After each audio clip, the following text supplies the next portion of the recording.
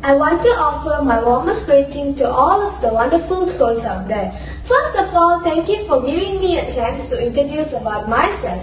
My name is Loshni Loganathan. I'm 16. I'm taking Econ as my elective and I'm from Smk Sungai Manggis. In this great morning, it's a pleasure me to share the novel that I recently read. The novel that I recently read was titled The Old Man and the Sea. This novel has 124 pages and it cost 32 ringgit. This novel was written by an American author Ernest Hemingway back in 1951 and published in 1952. It was the last major work of fiction written by Hemingway during his lifetime. This novel is the story of an epic struggle between an old seasoned fisherman who had gone 84 days without catching a fish, so he's seen as an unlucky. Manolin, a young boy who was trained by Santiago since childhood, forced by his parents to work in a luckier boat. Nevertheless, the boy cared for Santiago.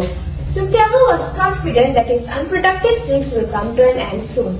On the 85th day of his unlucky streaks, Santiago does his promise, sailing his skiff far beyond the islands. He prepares the line and drops them. At the noon, a big fish known as marlin takes the bait that Santiago places 100 further meters deep in the water. He expertly hooks the fish, but he cannot pull it in. Instead of the fish begins to pull the boat. He unwills to tie the line to the boat. He backs the strain of the line with his shoulder, back and hands. He holds the line for 2 days. On the third day, the fish tires and Santiago, sleep-deprived, aching, nearly delirious, managed to pull the fish.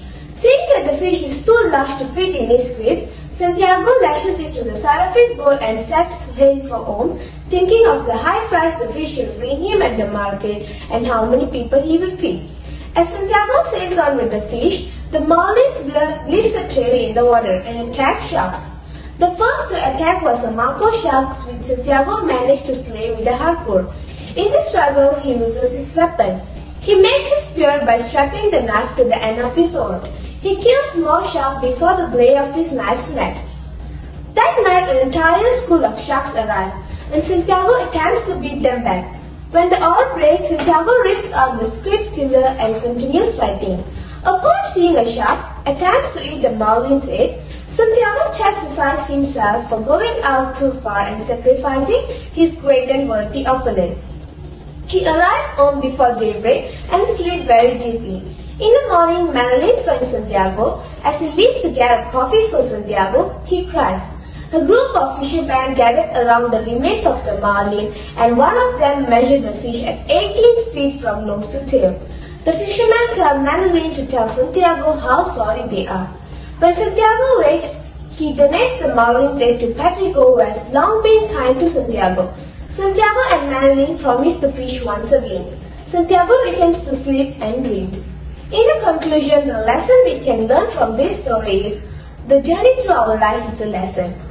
The person who lives with courage and integrity can be destroyed but never be defeated.